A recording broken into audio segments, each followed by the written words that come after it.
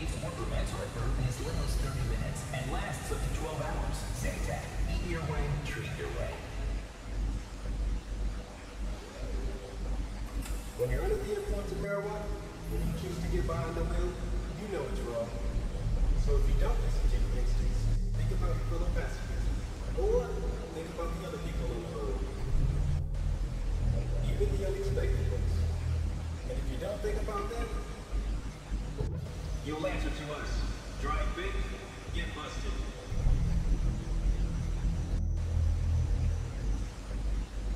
This is CNN.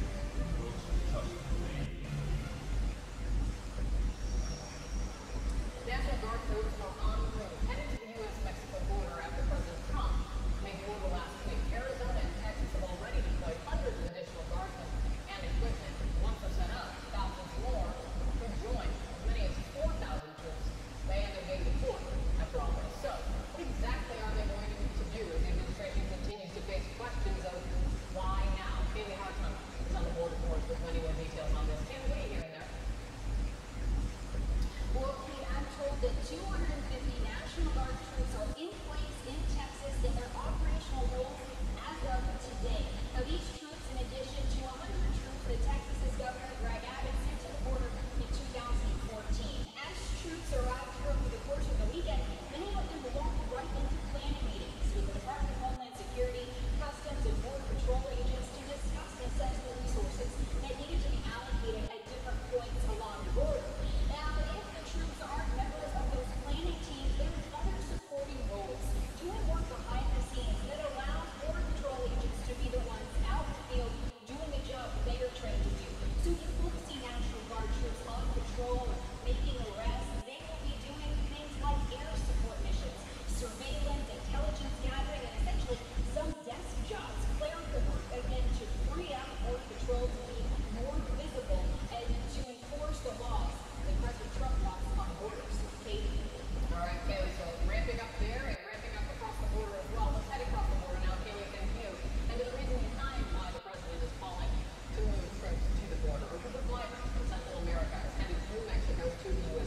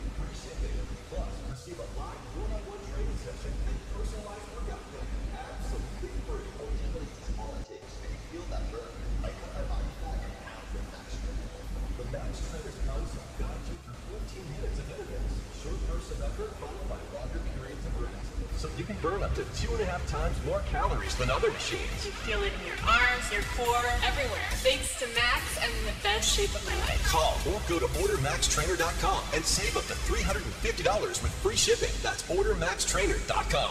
To most, he's Phil Mickelson, pro golfer. To me, he's, well, Dad. So when his joint pain from psoriatic arthritis got really bad, it scared me.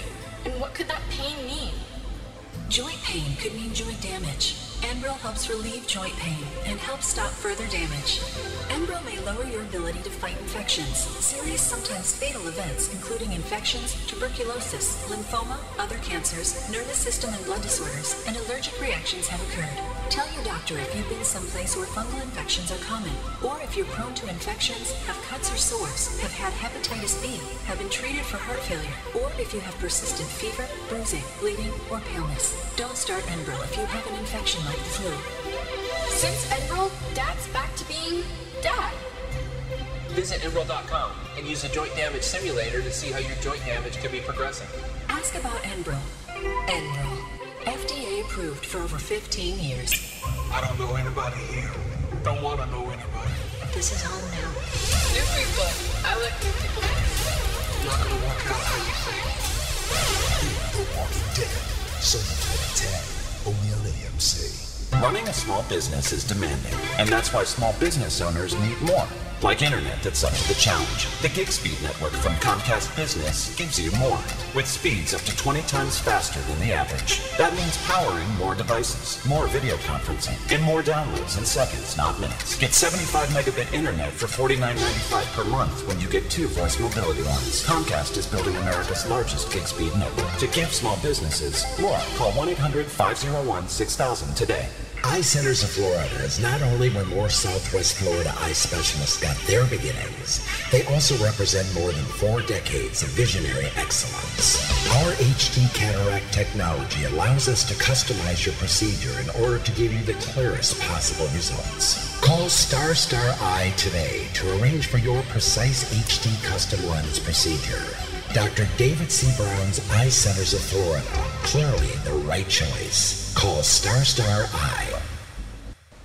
American Dynasties, The Kennedys, Sundays at 9 on CNN. So, if you're even able to keep track at this point, the president's legal battle with Stormy Daniels has taken a new turn, or maybe it's actually something of a U-turn this morning. Daniels' attorney is once again asking to be able to depose President Trump and his personal lawyer, Michael Cohen. Does this bring the president any closer to a courtroom when it comes to the non-disclosure agreement, the $130,000 paid to Daniels just before the 2016 election? Here with me right now, CNN legal analyst Paul Callan. So, Paul, Daniels' attorney has tried before to ask the judge, let me depose Trump and Cohen. And, I mean, in my layman's terms, the judge essentially said, slow down, like it's not the time. How is this going to be different now? I don't think it is going to be different. The judge not only said it's not time now, he said, I want to remind the parties that I have some really important cases on my docket, and this is not one of them. That's, in essence, what he said. And the reason he said that was because, essentially, when you just back off and look at what this suit is about, it's about a woman being paid $130,000 to keep quiet about something. Okay, that's it. The federal judge has on his calendar people who have lost their lives in serious accidents, their businesses have been destroyed, there are suits sometimes between major corporations, and then you have this case. So why should this case jump to the front of the line, which in essence is what Mr. Avenatti is requesting? I don't see that that's going to happen because a second motion to depose the president is made. Do you think this gets the president any closer at all to facing a deposition? I think it's unlikely that he's going to ever be deposed in this case. And the reason I say that is because he did not sign the contract. Remember, when the case was first started, that was the big deal. Right. The president didn't sign it. So it's not valid. Well, if he didn't sign it, why do you have to take a deposition to prove that he didn't sign it? His signature's not on it. So they can already prove that. And I think the court will ultimately say, you don't need the president's deposition to prove that he didn't sign the contract. Also, we've now learned that Daniels' attorney says that they have now worked with a sketch artist to try and find, and folks will remember this from the 60 Minutes interview with Anderson, to try and find the guy who Daniels says threatened her and threatened her family to keep quiet. Back in 2011 is when that happened. He spoke this morning about it. Let's listen to this. a composite sketch has been produced. We're going to be we're going to be releasing that tomorrow, along with a significant reward, asking that the public come forward. We are very close to identifying this individual. You are? We are. He says he's going to release it tomorrow. Do you see anything coming of this? Well, I don't know. It depends on who it looks like, I guess. If it turned out that it looked like Keith Schiller, who used to be Trump's, major bodyguard, that would be big, or if it turns out to be somebody that we all know, yeah, that would be huge. But if it's just some vague but photo... Is it, I have no idea. I've never worked with a sketch artist or been involved in anything like it. Is it typical for someone to work with a sketch artist so many years later? No, this is 7 years later we're doing a sketch. No, usually the sketch artist meets with the victim shortly after the crime while she still would have a clear recollection of what the person looked like. 7 years ago, who can remember what somebody looked like in a parking lot 7 years ago? She might be giving a sketch of the guy who took her ticket in the parking lot. Who knows? So she did say during the interview something that she'll never forget. She would never forget what that person looked like. So I was telling you a quick story about the Unabomber who was at large for 7 or 8 years before he was caught. Oh. And they took a sketch of him late in time, and it turned out to be a sketch of the previous sketch. I'm going to cut you off only for this, not a sketch, live video. President Trump speaking during his cabinet meeting. Let's listen in. With banned chemical weapons. It was an atrocious attack. It was horrible. You don't see things like that, as bad as the news is around the world. You just don't see those images. We are studying that situation extremely closely. We are meeting with our military and everybody else, and we'll be making some major decisions over the next 24 to 48 hours. We are very concerned when a thing like that can happen. And this is about humanity. We're talking about humanity. And it can't be allowed to happen. So we'll be looking at that barbaric act and studying what's going on. We're trying to get people in there. As you know, it's been surrounded, so it's very hard to get people in, because not only has it been hit, it's been surrounded. And if they're innocent, why aren't they allowing people to go in and prove? Because, as you know, they're claiming they didn't make the attack.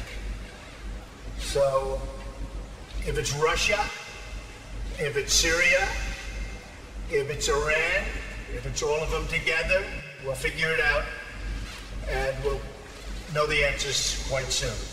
So we're looking at that very, very strongly and very seriously.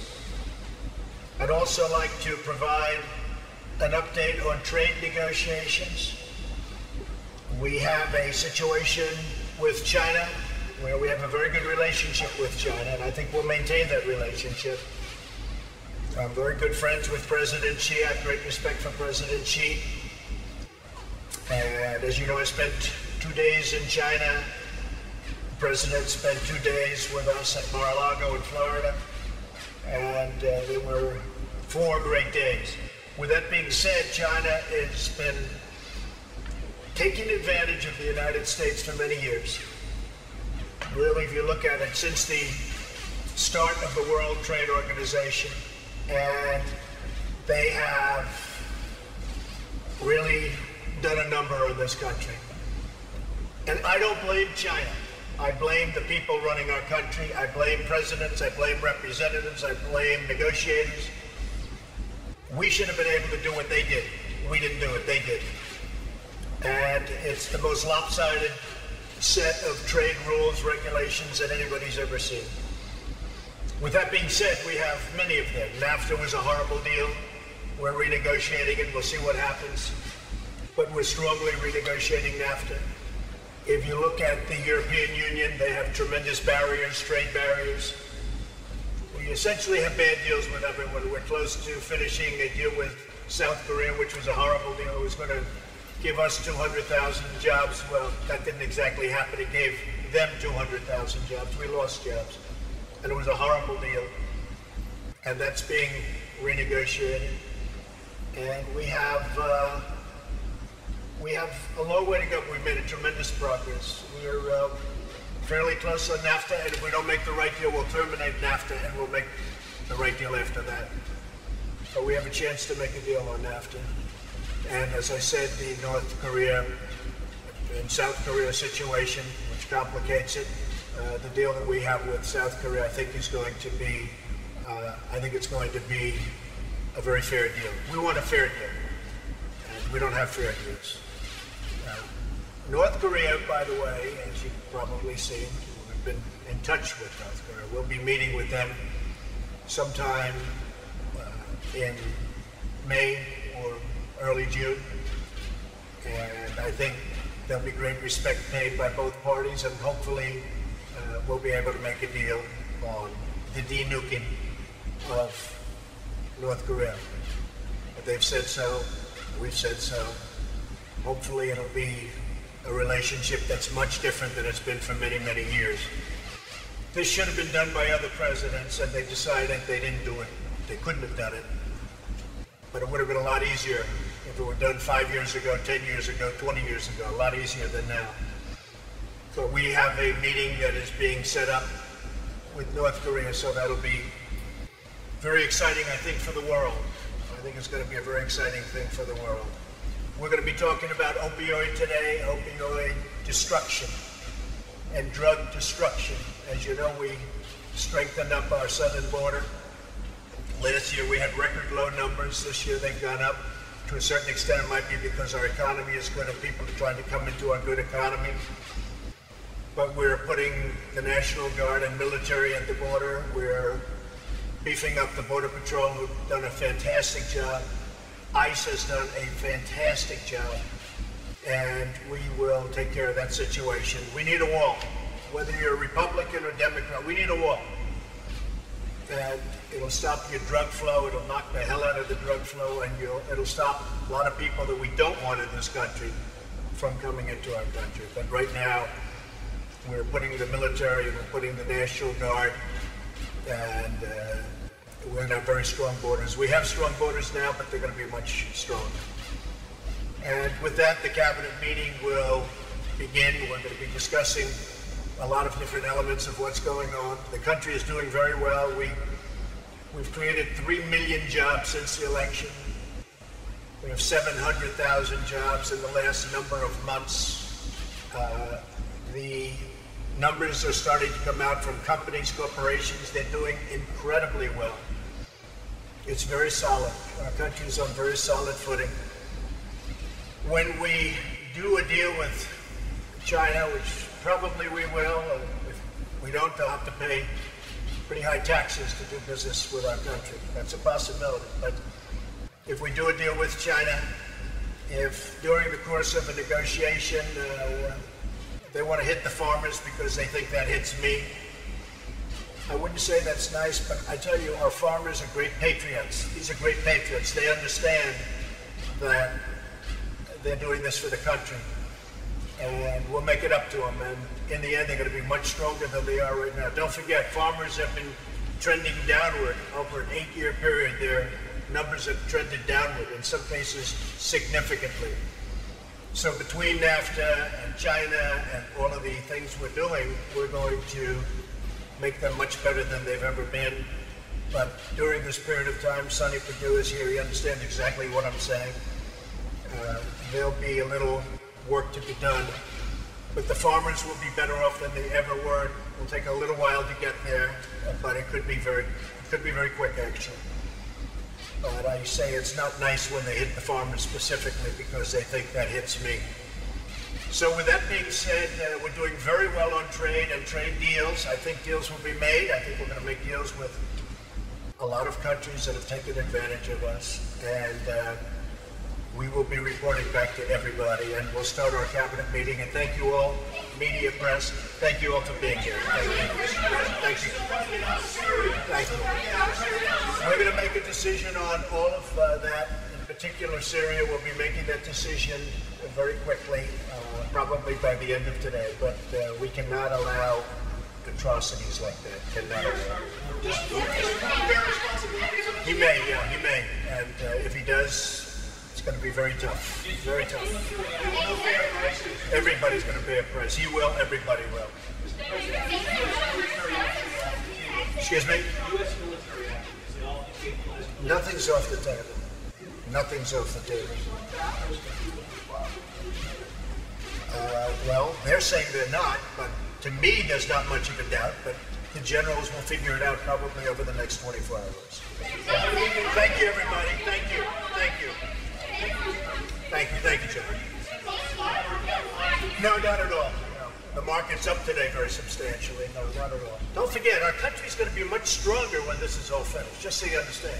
You know, these trade deals are horrible. Our country is going to be much stronger when this is finished. Okay? So that's very important. Thank you. Thank you. Thank you, Jeff. Welcome to Inside Politics. I'm John King. The President of the United States are in the White House Cabinet Room discussing a number of issues, but chief among them saying that perhaps Russia may be responsible, at least responsible along with the Assad regime, maybe Iran as well, the President says, for an atrocity in Syria. Again, the use of chemical weapons. Again, the victims, including children. The President of the United States saying he's getting advice from his military advisors that they should have a decision and be able to definitively assign blame within the next 24 to 48 hours. And the President saying action will be coming using terms like barbaric, atrocity, heinous, horrible. This is about humanity. The President of the United States saying, discussing other issues as well, but Syria dominating the day here in Washington. With me to share their reporting and their insights this hour, Julie Hirschfeld Davis of the New York Times, CNN's Manu Raju, CNN military and diplomatic analyst Admiral John Kirby, and the Daily Beast, Jackie Kucinich. Interesting on this day for the President. Over the weekend, you get the pictures that are unspeakable. We'll show you some of them later, and if there's children in the room, we're going to have to ask you to turn the children away when we get to those images. The President now pressed to respond. Just days after saying he wants to get out of Syria ASAP, the President now pressed to respond. We heard General Mattis this morning, Secretary Mattis now, the Defense Secretary, saying the thing that jumped out most to him was that, remember, a year ago when the President used cruise missiles to send a message after chemical strike, Russia promised no more chemical attacks. Now, Admiral, I want to start with you. The President of the United States saying there will be a big price to pay. Military options are on the table. He's waiting for the generals to come to him and say, sir, we are convinced it was Syria. We are convinced these are the other actors. Define big price. Big price from a military perspective would be yet another massive Tomahawk missile strike at various sites inside Syria, which they could easily do. What I hope he means by big price is not just a military reaction and retribution for this, but some sort of long-term pressure that can be applied, economic, diplomatic, and a strategy for how to make for a better, stable, more secure Syria. That's what a big price would be, and to maybe take a little bit of action against Russia for the work that they've done on behalf of Assad, maybe more sanctions against them. That's what a big price really would be. Well, and you had to wonder, for some reason, Assad thought he could do this again. He didn't. There wasn't enough of a deterrent, even though they did send a bunch of missiles into an airfield. He felt like he could do this again, and maybe, I mean, I think John McCain suggested that because he said last week he was pulling out of Syria, maybe that's why. I don't think we can say that yet, but they need to answer that question. Why did Assad think it was all right to do it again? Did the White House not put enough pressure on Russia, Syria, a range of other actors in order to stop this? How do we not do this? And to that point, Senator McCain and others say that this president, and look, he's inherited an intractable mess here. There's no question about that. But this president has made clear he views this as, we've spent millions of dollars in the Middle East, nothing's going to work, it's a waste of our time, it's a waste of our money, let's get out. Senator McCain and others saying that's the signal to Putin and Assad. Trump wants to wash his hands of Syria. Just want to underscore the momentous moment we are at, though. For those of you who just joined us at the top of the hour, might not have heard the president at the very beginning of the reporters being allowed into the cabinet room. Here's the president saying he is now reviewing this latest atrocity, barbarism, he called it, inside Syria, and he'll have a decision about how to react soon. It was an atrocious attack. It was horrible. You don't see things like that, as bad as the news is around the world. You just don't see those images. We are studying that situation extremely closely. We are meeting with our military and everybody else, and we'll be making some major decisions over the next 24 to 48 hours. We are very concerned when a thing like that can happen. This is about humanity. We're talking about humanity, and it can't be allowed to happen. So we'll be looking at that barbaric act and studying what's going on? It's a momentous moment anyway, in the sense that the president right there making clear he's considering military action against Syria. I would say the stakes are magnified by the point the Admiral made. Number one, he did respond last time, and this happened again. It's happened several times since, but now on a bigger scale again. And number two, the evolution of this president when it comes to Vladimir Putin. Saying for the first time over the weekend, singling him out by name as a bad actor. Saying in this conversation with reporters he may well be responsible here. What's the response is the question. I mean, I think you're absolutely right, and it's clear that his impatience to get American troops out of Syria, which again doesn't actually have to do with this chemical weapons attack. Those troops, those 2,000 troops are there fighting ISIS. They're a different part of the country. Different part of the country. Right. They're not there, at least now, and there's no indication from the people I talked to at the White House or in the administration that there is even a consideration of having troops there on the ground to counter Assad. But the fact is that, we saw last year when the missile strike happened that the president sees these images, takes these chemical weapons attacks very seriously, wants to show the world that he's not going to stand up for that. But he's sort of in the position now that former President Obama found himself after he made that comment about a red line. His was just a comment. Donald Trump's is actually a precedent. For the last time this happened, he sent in Tomahawk cruise missiles to take out the airfield from where the chemical attack originated. What is he going to do now? How is this different from then?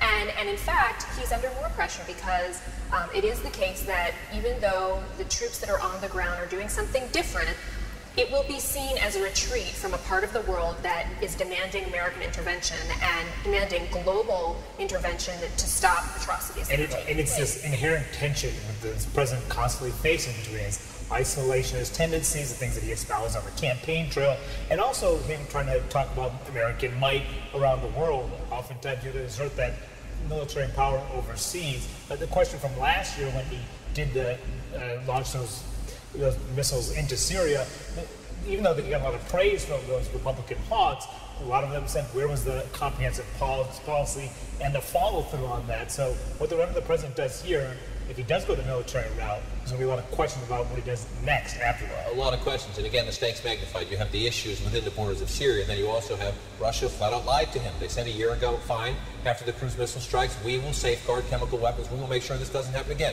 Russia now saying this is a hoax. Well, the pictures from the ground and the reports from credible aid groups tell you it's not a hoax, and that Russia, again, is lying not just to the White House, but to the world. Let's go straight to the ground in Syria. CNN's Fred Pleitgen is there. Fred, if you heard the President of the United States saying in the next 24 to 48 hours he's going to have a response, I assume if you're in the Assad regime, you must expect, at least at a minimum, another round of cruise missile strikes.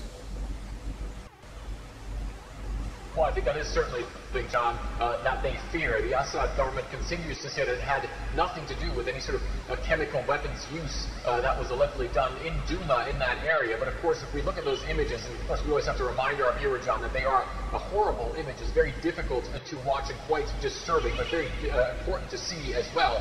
And certainly it seems as though the people on those videos, especially the children, have huge problems breathing. And then the opposition says that dozens of people were killed after a canister was dropped on that area. Again, the Syrians are saying they have nothing to do with it. The interesting thing about this is, John, is that that very area which was encircled has now switched hands and now is essentially under the control of the Syrian government with the Russians there on the ground. The Russians say that they already have experts in there. They say they have no traces of chemical weapons use. But at this point in time, it does not seem as though there is any reason for the Russians to stop international investigators from going into that area. It's going to be very interesting to see whether or not the Russians allow that and whether those teams are able to move in, especially right now after those strong comments from President Trump, John. An excellent point there, Fred Pleitgen on the ground. We're lucky to have you reporting on the ground in Syria. Appreciate it. As Fred just noted, the President of the United States complaining in his remarks as well that the Russians and the Syrians have not allowed access to that area to try to collect the evidence, if you will. We'll see how that plays out. A quick break now. Up next for us, a major change in President Trump inching closer and closer to calling President Putin a foe. I never dreamed that I'd meet somebody like you.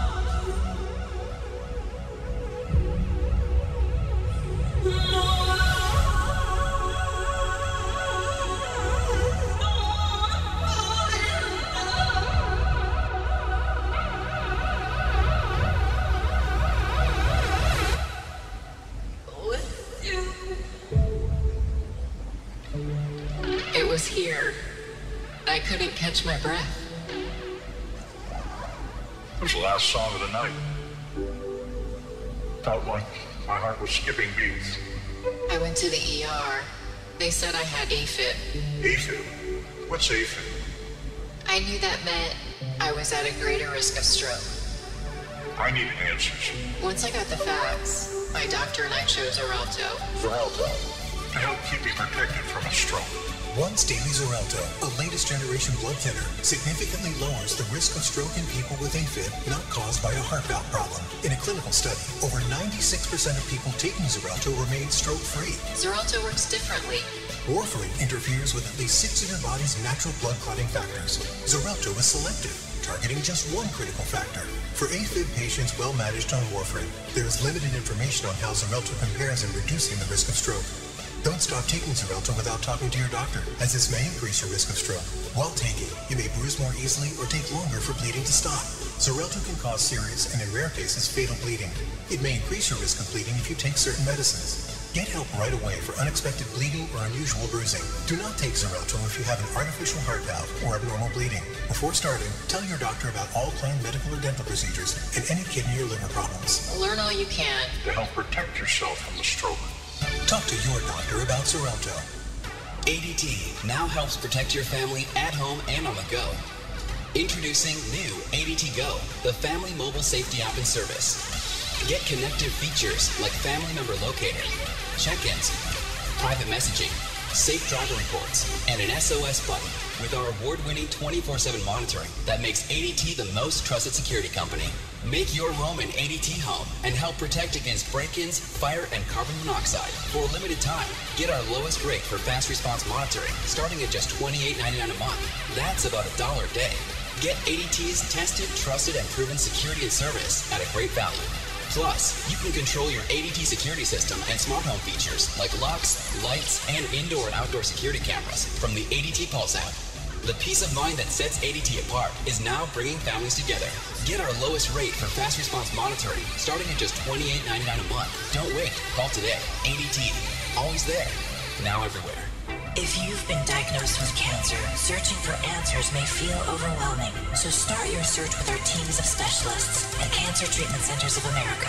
The evolution of cancer care is here. Learn more at cancercenter.com/experts. Searching for a beach vacation? Find it with VRBO. They search millions of homes to find your perfect beach house. You all find your own rooms, and you might find yourselves making memories that last a lifetime. From beach houses to cabins to condos. Find vacation homes that match you at VRBO. I'm pretty handy around the house, but now that I have kids, I don't want to spend a Saturday installing a toilet or fixing an air conditioner. Thankfully, there's Home Advisor. The Home Advisor helps me find the best home pros in my area to handle any kind of project. They have verified reviews of the pros, and they do background checks, so you know you can trust them with your home. You can compare prices, book appointments, and what my wife loves most is that Home Advisor is completely free to use. Go to homeadvisor.com or download the free app.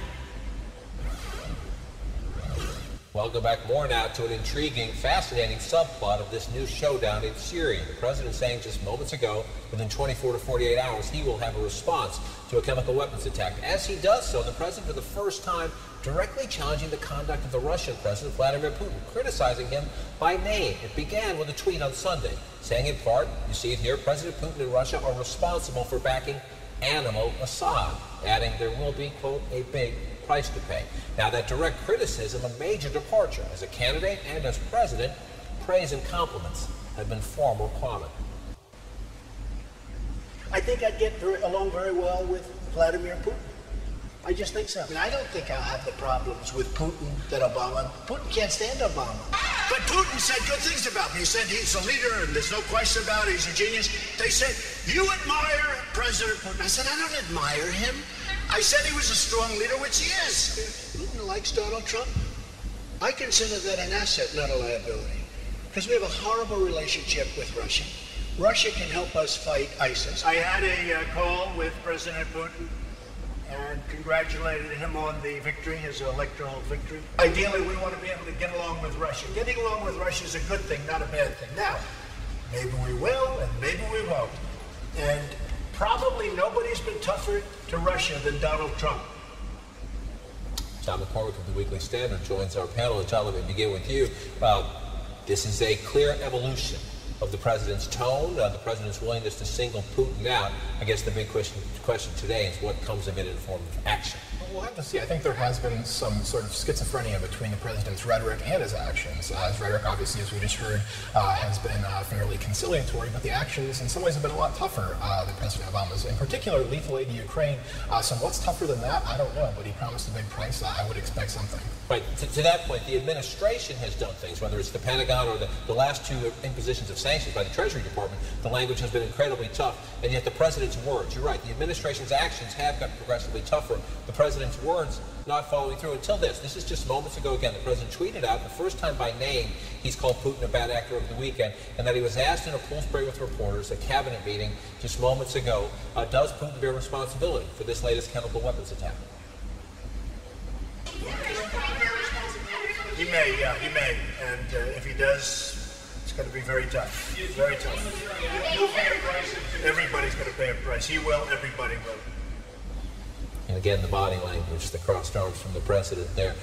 Some people think he's been pushed into this, but let's just get into the facts. He is in a tougher place now in this confrontation. The question is, what do you do about it? Yeah, he had really no choice but to at least ratchet up the rhetoric. Remember last week he was even asked whether or not Putin was a friend or a foe, and he couldn't answer that pretty clearly. And the question to me is if whether or not he follows through and is consistently critical of Putin. He still hasn't called him out publicly for election meddling or the poisoning of this former Russian spy on British soil. While, as John's right, the administration has imposed rather tough sanctions going after oligarchs. And you have not heard those words from the president's mouth. Will this be a shift in his tone? Perhaps. But, a lot of people here in town believe that he's been naively thinking that he could get along with Putin for so long. And clearly that's just been too hard to accomplish. Well, there's a reason President Bush, President Obama tried to reset Putin. It didn't work. And there's a reason that there's been now 3 presidents who haven't been able to get along with Putin. Putin is not an honest actor. And he, as I think you pointed out the last segment, he was lied to about, President Trump was lied to about we're going to have these chemical weapons under control in Syria. They don't. Putin lied to him. And perhaps that is also what's pushing him to ratchet up his rhetoric. And so now you see, yet again, pressure from outside voices, largely hawks in Congress, but not all hawks. Listen, Susan Collins, a moderate at the end of it here, saying, Mr. President, you should no longer have any illusions about just who you're dealing with here. If he doesn't follow through and live up to that tweet, he's going to look weak in the eyes of Russia and Iran. So this is a defining moment, Mr. President. You need to follow through with that tweet, show a resolve that Obama never did to get this right. Don't get pushed into doing it based on Putin's terms, but on our terms. So let's get everything put together first and then act decisively. It's so important that the president ramp up the pressure and the sanctions on the Russian government, because without the support of Russia, I do not believe that Assad would still be in office. But the question is, no disrespect to the senators, words are easy, actions are harder, especially in these intractable problems around the world. And again, in President Trump's defense, he inherited this mess. He's responsible. He's the President of the United States now. The question is, what do you do when you've already imposed in recent months tough economic sanctions on the Russian government, on oligarchs close to Vladimir Putin? So how do you have a quote-unquote better way in Syria that includes a tougher way against Russia? Right. I mean, as John pointed out earlier, there have been pretty tough actions by his administration against Russia and Vladimir Putin. What we haven't heard is the direct presidential bully pulpit rhetoric against Putin himself. And then beyond that, if he does decide that he's willing to really take him to task personally and in a face-to-face way, what does that look like internationally? Is he going to try to marshal international support for some really tough steps here? Without an American president being willing to challenge Vladimir Putin on the world stage in the way that Barack Obama tried to do after he discovered he couldn't work with him, that's a very tough lift. The Obama administration couldn't do it, even though they had long since determined that Russia was not being a helpful player here. The question is whether the Trump administration will be able to marshal some sort of international support for actual action against Russia and what that looks like. And it would be great, I guess this is a bit of an opinion, if he would take some of the energy and vigor he turns on the quote-unquote fake news media and go after the Russians. The Russian Foreign Ministry again today saying this is far-fetched, fabricated pretext, it's a hoax. No, Russia is again lying to the world, and it would be nice if the President of the United States would call them out for it. Up next, the President's new National Security Advisor, now on the job. This is day one for John Bolton. Will his view of the world clash with the President's promise to put America first? Hello, give me an hour in Tanning Room 3. Cheers. That's confident. But it's not kayak confident. Kayak searches hundreds of travel sites to help me plan the best trip, so I'm more than confident. Forgot me goggles. Oh. Kayak. Search one and done. Liberty Mutual saved us almost $800 when we switched our auto and home insurance. Liberty did what? Yeah, they saved us a ton, which gave us a little wiggle room in our budget. Wish our insurance did that. Then we could get a real babysitter instead of your brother. Hey, welcome back. This guy, right? Yes. Ellen. That's my robe. You could save $782 when Liberty stands with you. Liberty Mutual Insurance. Did you know pain is caused by aggravated nerves? Aspergrin with lidocaine is revolutionary relief. In just minutes, it desensitizes your aggravated nerves to block pain with no odor or irritation. Aspergrin with lidocaine. Relieve the nerves, stop the pain. Taxpayers have rights. Do you know your rights? We do. We're Community Tax. If you owe back taxes, have years of unfiled returns, or have received one of these, you need our help immediately. The IRS is now more aggressive than ever, and even using private debt collectors to collect back taxes. With our proprietary Fast Action Response Program, Community Tax can stop wage garnishments, bank levies, and harassment now. Call Community Tax today at 800-444-1026 for a free, no-obligation case analysis. Who's your tax guy? At this point in my life, I've learned what I like and what I don't. I like my coffee strong, my eggs scrambled, and my playlist, good old rock and roll. But you know what I don't like? The way most wireless companies charge so much. So I switched to Consumer Cellular. They give me just what I like and save me money. For just $25 a month, I get unlimited talk and text. And their flexible data plan means I only pay for what I need. J.D. Power recognized Consumer Cellular for outstanding customer service 4 times in a row. Plans start as low as $15 a month. Plus, Consumer Cellular is an approved AARP provider, so members get exclusive discounts. Switching was easy. I've got everything I want for half what I used to pay, and that's the way I like it. Switch to Consumer Cellular and get wireless the way you like it. Reliable nationwide coverage, affordable plans, no contracts, all backed by a risk-free guarantee. Sign up today. Call 1-800-918-5106. Go online or find us at Target. Smile is like the sun coming up.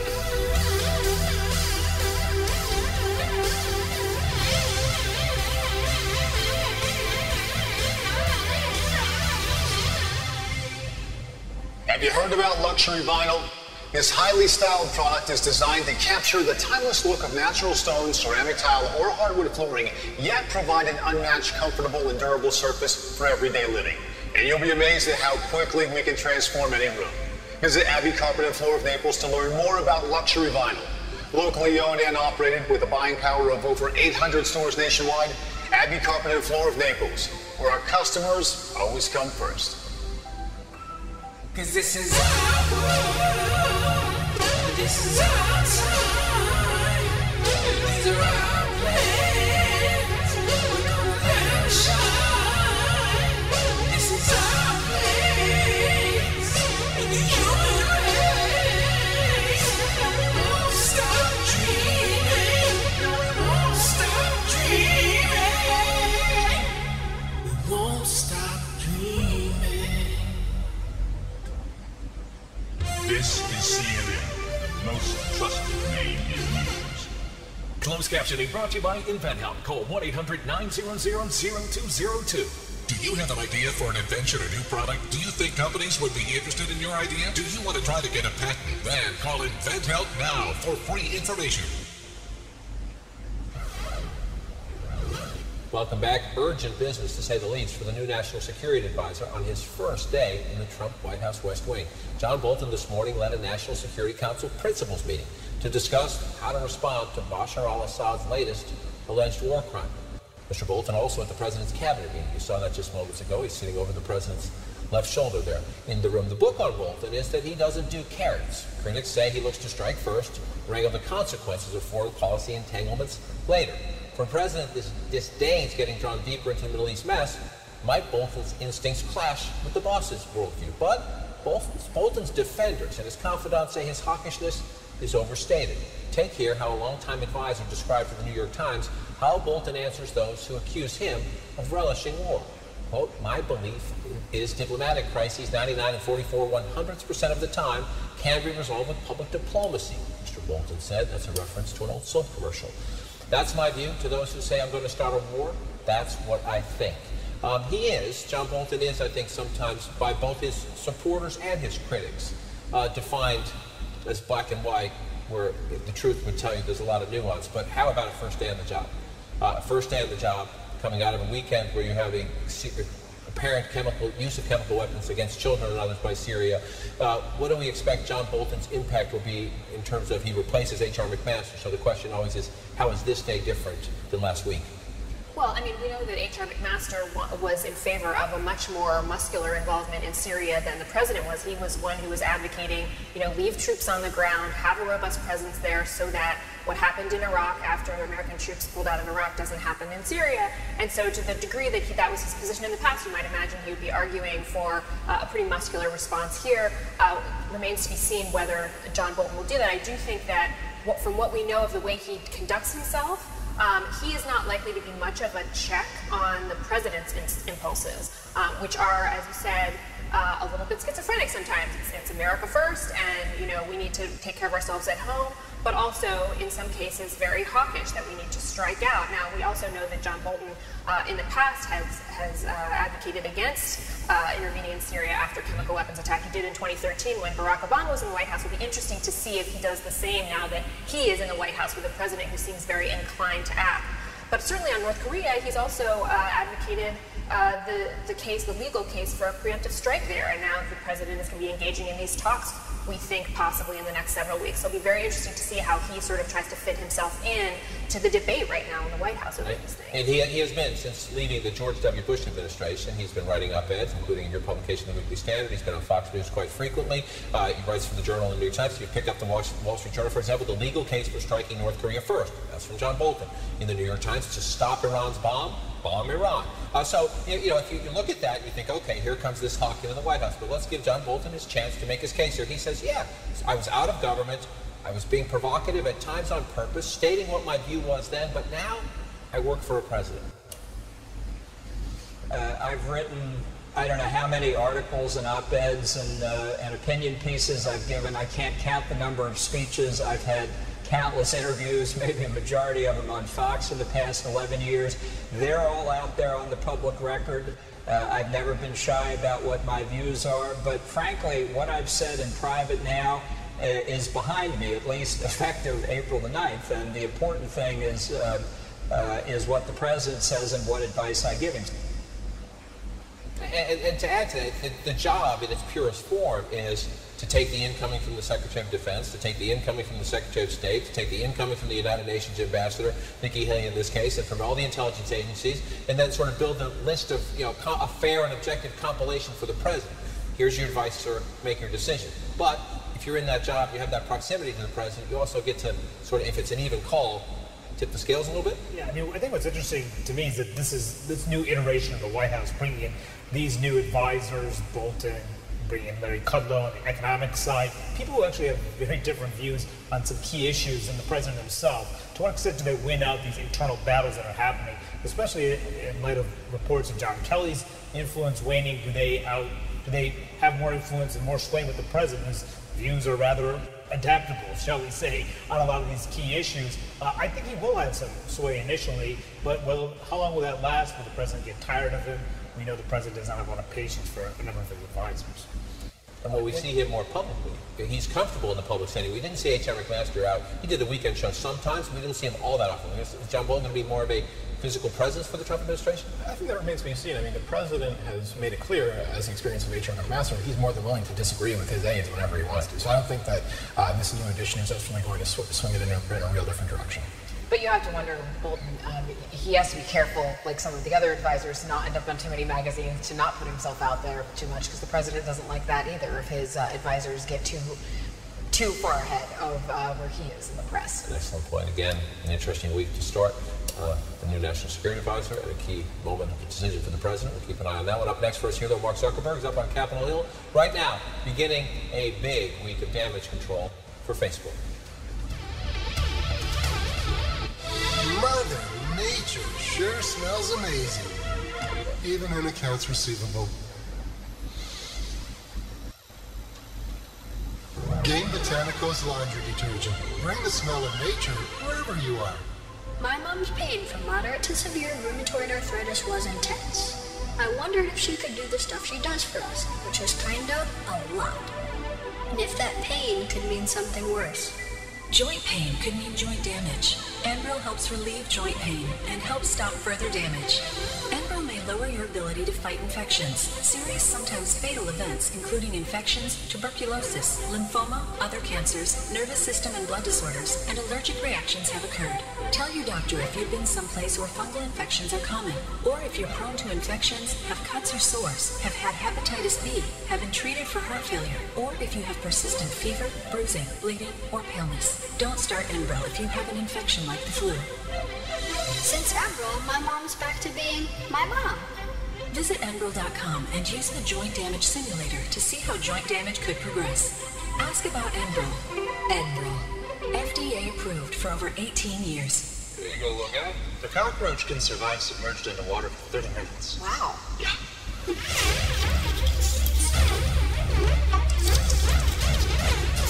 Not getting into this.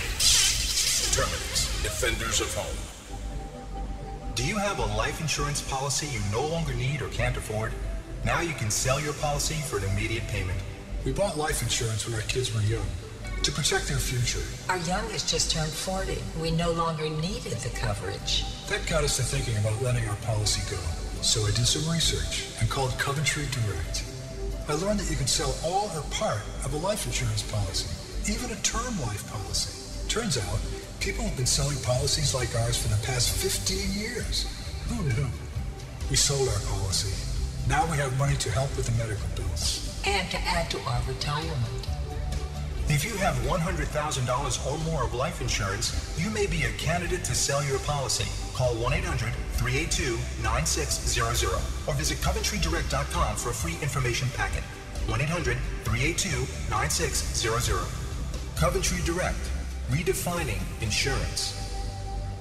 Have you ever seen the emerald waters of Barbados? Or seen a butler walk on water to please you? Have you ever stayed in the world's most romantic suites? Or dined at 11 world-class restaurants in one resort? Have you ever imagined such 5-star luxury is all-inclusive? Sandals Barbados, where exclusive is always inclusive. Call 1-800-SANDALS today. The Kennedys wanted to change the world, but tragedy intervenes. Now, all eyes are on the only surviving son, Ted. American Dynasties, The Kennedys. New episode, Sunday at 9 on CNN. Hello, I'm Mike Lindell, inventor of MyPillow. Just like you, I had problems sleeping. 10 years ago, I invented MyPillow. I made sure that you could adjust my patented fill so you could have the exact support you need as an individual, regardless of your sleep position. I personally guarantee that MyPillow will be the most comfortable pillow you'll ever own. Order now with this promo code. Save over 50% on a MyPillow 4-pack. Order now. For the best night's sleep in the whole wide world, visit MyPillow.com. You always pay your insurance on time. Tap one little bumper and up go your rates. What good is having insurance if you get punished for using it? Newsflash, nobody's perfect. For drivers with accident forgiveness, Liberty Mutual won't raise your rates due to your first accident. Switch and you could save $782 on home and auto insurance. Call 1-888-760-3357 for a free quote today. Liberty stands with you. Liberty Mutual Insurance. This is CNN, the most trusted name in news. Topping our political radar today, the Facebook CEO Mark Zuckerberg on Capitol Hill, ready to say, yes, mistakes were made. Zuckerberg meeting with lawmakers today ahead of nationally televised grillings about how Facebook failed to protect the data of millions of Americans and how the Russians co-opted the social media platform to sow chaos. In his written testimony posted just moments ago, Zuckerberg says he's sorry. Quote, I started Facebook, I run it, and I'm responsible for what happens here. Some advice, too, this morning from the White House economic advisor, Larry Kudlow, who says, ditch the hoodie.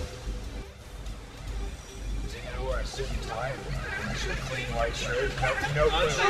That's my biggest question.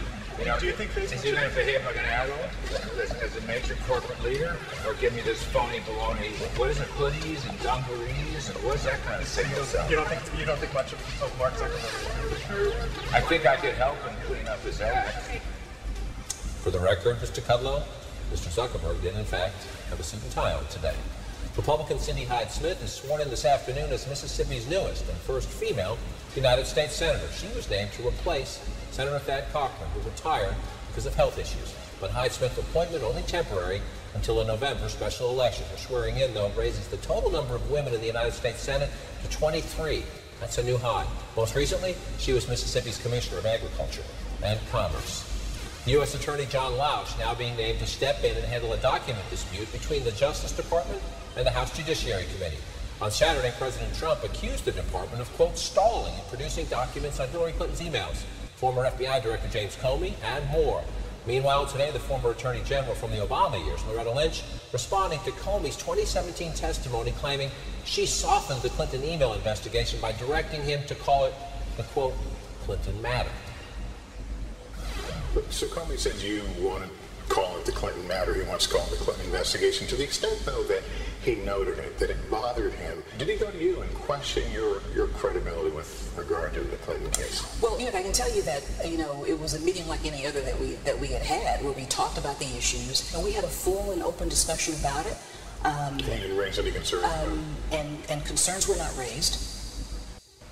Concerns were not raised, Loretta Lynch says. Let's quickly on this one. The bigger issue is the dispute between a Republican Justice Department and a Republican Congress over producing documents. Jeff Sessions seems to be seeking a middle ground here, bringing in a prosecutor to say, you handle this, decide if we can move more quickly, decide if this is appropriate. The right call? Well, look, what are they interested in? They're interested in getting documents about the Clinton email investigation that the Republicans believed was not handled appropriately. And that's one reason why the president is pushing very hard for these documents to be produced. Perhaps there's no way to, one could see it, is undercut James Comey, just as he's coming out very publicly right now. So this is going to continue to play out, not just on the Hill, but when this Inspector General's investigation, this report is released in the coming weeks still. It may not look so favorably on James Comey, so a lot has to be said about what happened. And he has a book about to come out, so we're going to see a lot of James Comey in the next few weeks. Because of that, let me hit the pause on that conversation. Let's talk about Mark Zuckerberg. Larry Kudlow generationally doesn't like dungarees. That's an old, haven't heard that one in a while. And hoodies. But as we laugh about that, because there is some color here, this is a giant challenge for Zuckerberg and his company, and for all the social media companies, all the technology companies, because of legitimate questions raised here. Is he ready? He's not someone who has shown over recent years that he's willing to take the knocks, if you will. Well, they certainly have been prepping the heck out of him for him to be ready, and you saw from the statement that you were just reading that he does appear to be coming in here with a lot of contrition and, okay, I get it, I'm responsible, buck stops with me, which goes a long way, I think, but I'm not sure it goes as far as he needs to go. I mean, he is now going to be facing both Republicans and Democrats who are livid and are sort of channeling the anger of their constituents and the public about what has gone on here and concerns about, what needs to happen in order to prevent it from happening in the future. So I do think that he's going to have a tough road even if he is prepared. Especially because they weren't forthcoming initially, because the drip coming from Facebook, we knew this, we knew that, it's this many million, it's this many million. He's going to have to answer to that and whether they were hiding anything. And it's rare that we have a bipartisan pinata moment in Washington, D.C. This is going to be a public flog. I believe we're going to have one. So everybody sit tight. Up next, the president's economic team can't seem to get its story straight. Are we in a trade war or not?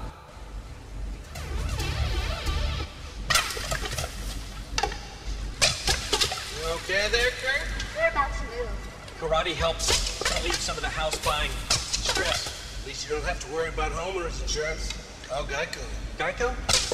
Helps with homeowners insurance? Been doing it for years.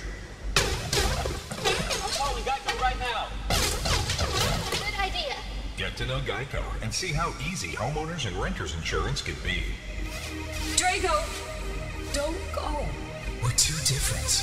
You're a 580. My credit score? Bad credit follows you to eternity. You're leaving me for that? You should have gone to Money Tips. You get more than free credit report. You get tools to help bring it back to life, plus free identity protection. I still have your coffin. Hey, it's last year's mom. Don't spend eternity with bad credit. Text credit to 69922 for a free credit report, plus tools to master it. This is where life expresses itself as an endless flow of energy. Are you ready? Atlantis, Bahamas Airport. Book by April 16th for summer savings at 1-800-ATLANTIS or AtlantisBahamas.com. Okay, folks, let's get the lady in the house back on her feet and help her feel more strength and energy in just 2 weeks. The complete balanced nutrition of Ensure with 9 grams of protein and 26 vitamins and minerals. Ensure, always be you. Have you been told you need neck or back surgery? If so, you do have a choice. Call Laser Spine Institute and say yes to a pain-free life with our minimally invasive spine surgery. It's safer than open back surgery, letting you get back to living life on your terms. I can lift my soul. I owe my head to you. If you have spinal stenosis, bulging or herniated disc, sciatica, or other chronic spine conditions, call 1-800-881-BACK now for your free MRI review. Thanks to a less than 1-inch incision, you'll be up and walking within hours of surgery, so you can get back to your life in days instead of months. I feel like Laser Spine Institute was an answer to prayer. Join the thousands of people every year who say goodbye to chronic neck and back pain with Laser Spine Institute. Make today the day you say yes to living a pain-free life. Call 1-800-881-BACK now for your free MRI review. In an era of change, one poem challenged the past and set a course for the future. No poem's ever had the impact that you bring to it. Poem, Sunday at 10 on CNN. Running a small business is demanding, and that's why small business owners need more. Like internet that's up to the challenge. The Gig Speed network from Comcast Business gives you more, with speeds up to 20 times faster than the average. That means powering more devices, more video conferencing, and more downloads in seconds, not minutes. Get 75 megabit internet for $49.95 per month when you get 2 voice mobility lines. Comcast is building America's largest Gig Speed network. To give small businesses more, call 1-800-501-6000 today.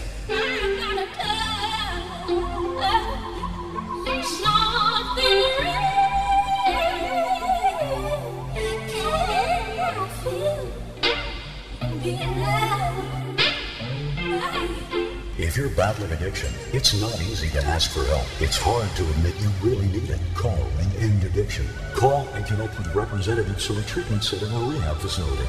End addiction. 1-800-306-5426. American Dynasties, The Kennedys, Sundays at 9 on CNN. Closed captioning brought to you by InventHelp. Call 1-800-900-0202. Do you have an idea for an invention or new product? Do you think companies would be interested in your idea? Do you want to try to get a patent? Then call InventHelp now for free information. Welcome back, Trade. One of the items on the agenda at the President's Cabinet meeting this morning. The President calling out China for what he calls unfair trade practices. But, listen here, the President's message, a bit muddled. We have a situation with China where we have a very good relationship with China, and I think we'll maintain that relationship. With that being said, China has been taking advantage of the United States for many years. They have really done a number on this country. And I don't blame China. I blame the people running our country. I blame presidents. I blame representatives. I blame negotiators. So far, as you can see in the bottom right of your screen, their markets are up on this Monday, but there's a great deal of uncertainty because of statements like that from the President and from statements by his economic team. Listen here. Listen to these 3 statements. You tell me if you understand the White House policy. Remember, this is a process, right? No tariffs have been implemented yet. That plan is being implemented. It includes both tariffs to recover the damages that China inflicts as well as investment restrictions. There is the potential of a trade war, and let me just be clear: it's not a trade war. 3 senior people working for the same boss. There's clearly a tug of war, and you see the tug of war over this policy right there. Right. Well, you have some advisors like Larry Kudlow who do not believe in tariffs. He went into the administration, get very clear on that point. You have Peter Navarro, who's been, his whole career has been about being tough on China. He's called for tariffs. He's clearly behind this strategy. They've clashed, and the president obviously wants to be talking very tough about this. And if you listen to what his advisors say behind the scenes, it's that he wants China to know that he's serious, so that China then is forced to come to the table and make some sort of accommodation here. But this has gone way beyond that at this point. And he said this before. When he was in Beijing in November, he said, I don't blame China. And that's a way of saying, don't blame them. They're just taking advantage of our feckless policy. The problem is he's now the president, so he's in charge of the policy, and it's not clear how he wants to change it. And you were making this point earlier. Larry Kudlow is having these daily conversations with reporters, which the boss might stop at some point, but where he says, don't blame us, blame China. The president just said, don't blame China. Well, yeah, but we should listen to the president on this one, because that's where it's coming from. He also has a good personal relationship with President Xi, and I don't think you can underestimate that, because the president likes to be liked, and the two of them seem to have a good rapport. So if he's, bashing China, he doesn't want to squander that relationship, that personal relationship that he has with the Chinese president. A great point. The question is, can he use that rapport to make some progress? And many people are saying, then why did we go through all this threat of a trade war, whether it's about to be implemented or 6 months away? Why didn't you try to talk first before you rattle markets? I just want to show, this is a president who we know last year, for good reason, understandable reasons, kept talking about how the markets were going up. If you look, because of the recent turmoil, look at now where he ranks from Inauguration Day through 444 days in the president's term, which was Friday for this president. Donald Trump's now 8th, behind FDR, Reagan, Teddy Roosevelt, FDR's 4th term, Obama, Clinton, George H.W. Bush. Now, it's not entirely fair to the president, because there was a big jump between the election and the Trump inauguration. But if you're scoring it just from Inauguration Day, the day 444, his ranking's a bit lower there. Whatever your view on tariffs and trade, the way they've talked about this, the way they've gone about it, has caused a lot of tumult and volatility in the markets. And if you're a member of Congress who looks at this with dismay, I think you have no one to blame but yourself. The president here is now acting, or at least talking about acting on stuff he's always talked about, and they have completely abdicated their responsibility, their authority. Mike Lee has a bill to reestablish authority that Congress has given away to the president. It's picked up about 2 co-sponsors, the spokesman tells me. Cory Gardner of Colorado, Jeff Flake of Arizona. Again, if you want to take back this power, it's going to take 2/3 of Congress, Republicans and Democrats.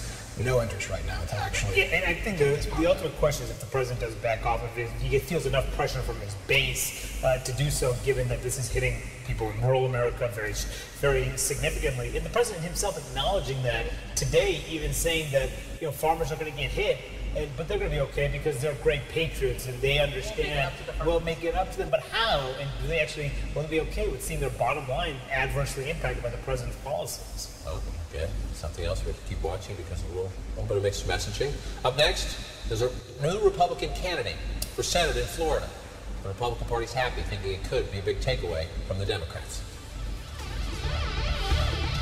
Searching for a beach vacation? Find it with VRBO. We search millions of homes to find your perfect beach house. You all find your own rooms, and you might find yourselves making memories that last a lifetime. From beach houses to cabins to condos. Find vacation homes that match you at VRBO.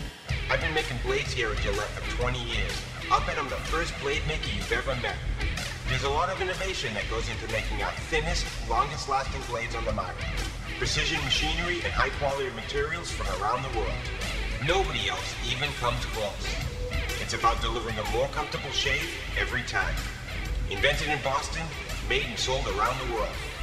Now starting at $7.99. Gillette, the best a man can get. Liberty Mutual saved us almost $800 when we switched our auto and home insurance. With Liberty, we could afford a real babysitter instead of your brother. Oh, that's my robe. Is it? When you switch to Liberty Mutual, you could save $782 on auto and home insurance and still get great coverage for you and your family. Call 1-888-875-3144 for a free quote today. You could save $782 when Liberty stands with you. Liberty Mutual Insurance. We all share this world, share the same hopes and dreams. You dream of a future that respects the environment. We work on electric car batteries that last longer. It's why we're optimistic about the future. BASF. We create chemistry. When it comes to travel, I sweat the details. Late checkout, down alternative pillows, and of course, price. TripAdvisor helps you book a hotel without breaking a sweat. Because we now instantly search over 200 booking sites to find you the lowest price on the hotel you want. Don't sweat your booking. TripAdvisor, the latest reviews, the lowest prices. I'm not a bigwig or a C-anything-O, but I've got an idea, sir. Get Domo. It'll connect us to everything that's going on in the company. Get it for G, who's always cold, for the sales team, IT, and the warehouse crew. Give us the data we need, in one place, anywhere we need it. Help us do our jobs better. With Domo, we can run this place together. Well, that's your job, I guess. It was here. I couldn't catch my breath. It was the last song of the night. Felt like my heart was skipping beats. I went to the ER. They said I had AFib. AFib? What's AFib? I knew that meant I was at a greater risk of stroke. I needed answers. Once I got the facts, my doctor and I chose Xarelto. To help keep me protected from a stroke.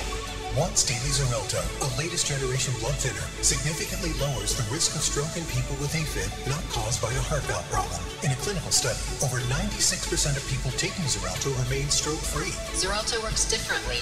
Warfarin interferes with at least 6 of your body's natural blood clotting factors. Xarelto is selective, targeting just one critical factor. For AFib patients well managed on warfarin, there is limited information on how Xarelto compares in reducing the risk of stroke. Don't stop taking Xarelto without talking to your doctor, as this may increase your risk of stroke. While taking, you may bruise more easily or take longer for bleeding to stop.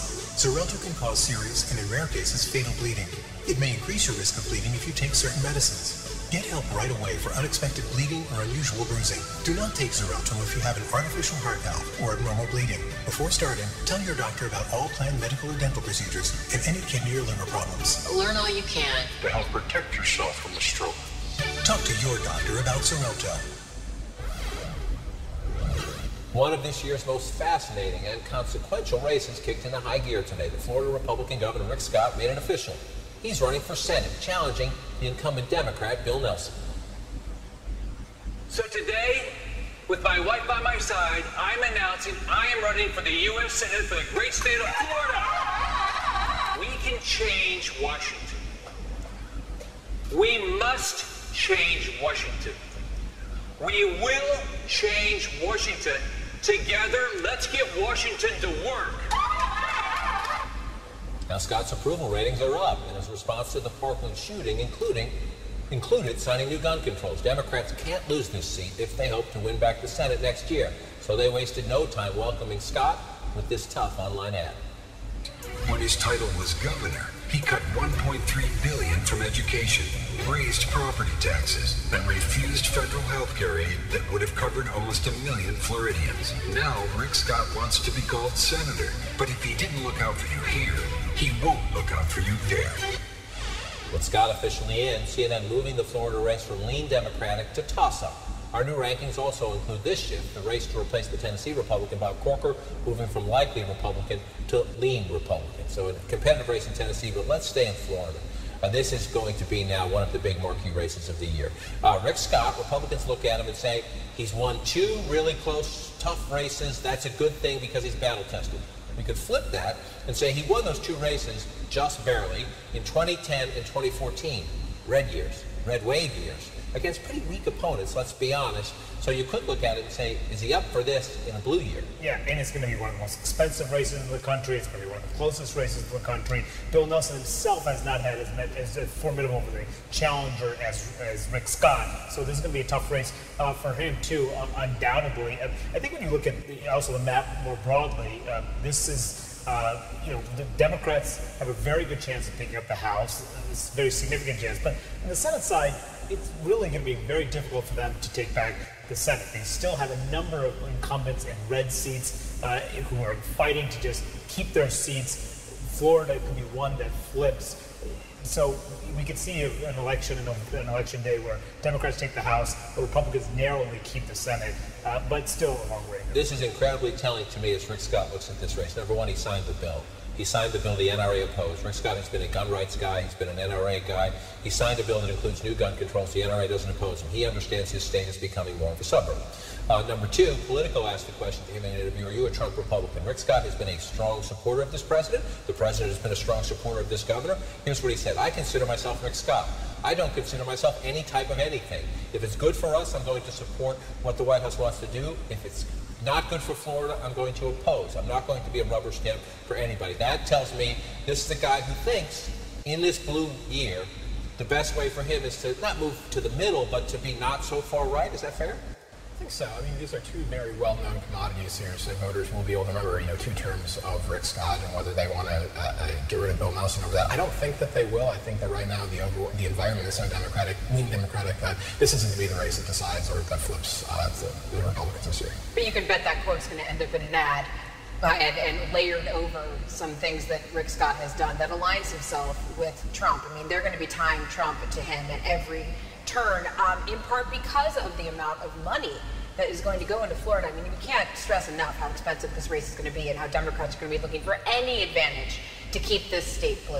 And you can also imagine how that quote might turn up in Donald Trump's clips at some point and make him angry. I mean, the degree to which he is willing to and does engage in a forceful way in this race is going to be determinative in some way for Rick Scott. Yeah, I talked to Bill Nelson about the gun control issue. He believes that cuts in his favor very much because he's got bad ratings from the NRA. He thinks that's actually going to help him, particularly in southern Florida. We'll see how it deals with Rick Scott. A couple of big House races in Florida as well this year. It's going to be a great state to watch in the midterm election year with much to watch from now to November. Thanks for joining us on Inside Politics today. See you back here this time tomorrow. Wolf starts right now. Have a great day.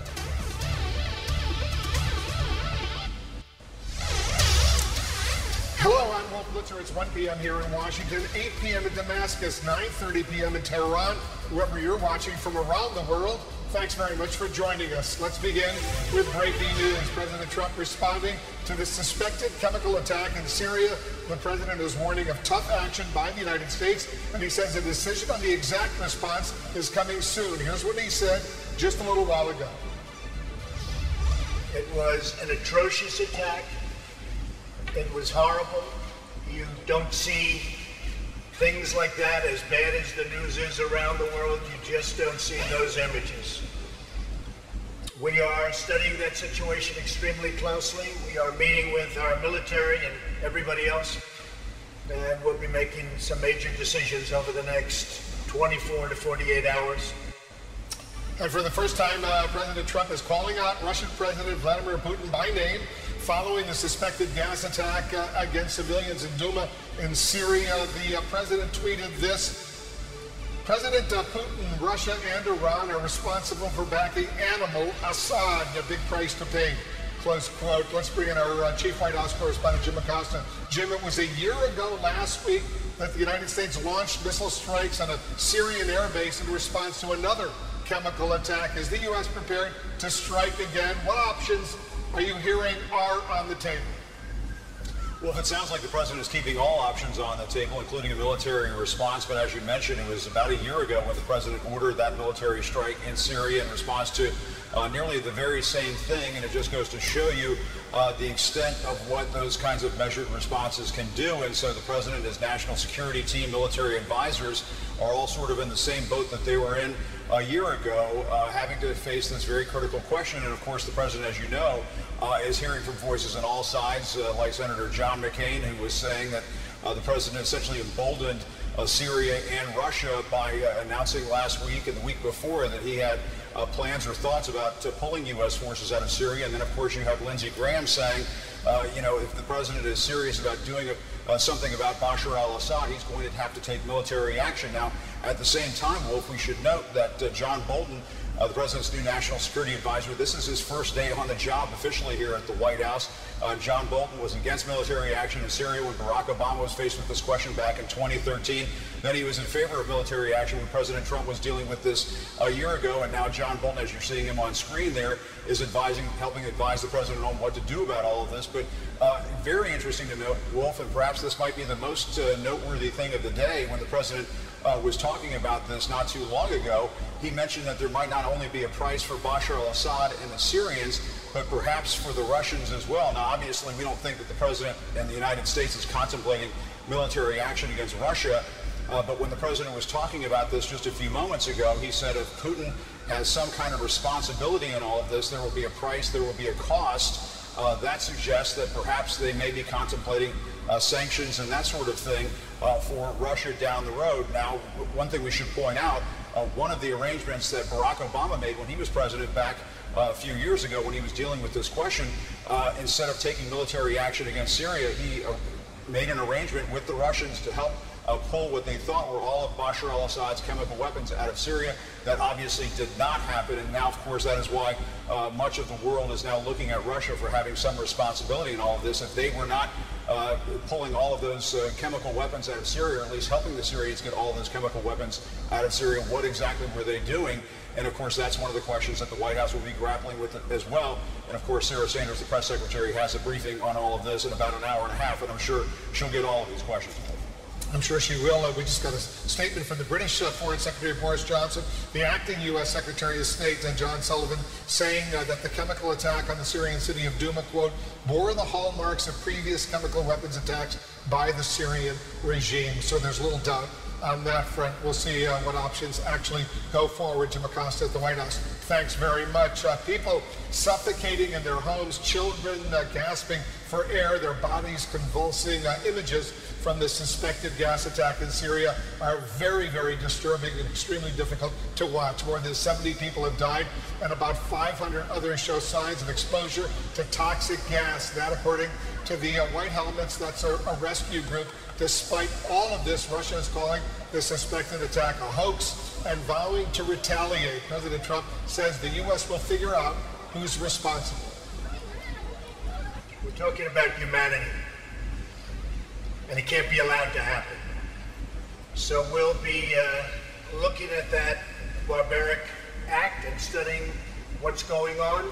If it's Russia, if it's Syria, if it's Iran, if it's all of them together, we'll figure it out, and we'll know the answers quite soon. Our senior international correspondent, Fred Pleitgen, is joining us live from Damascus, not very far away from the scene of this attack. What more, Fred, are you hearing from Russian officials? Well, the Russians, Wolf, are saying that all of this is a hoax, is what they call it. They say that there's no evidence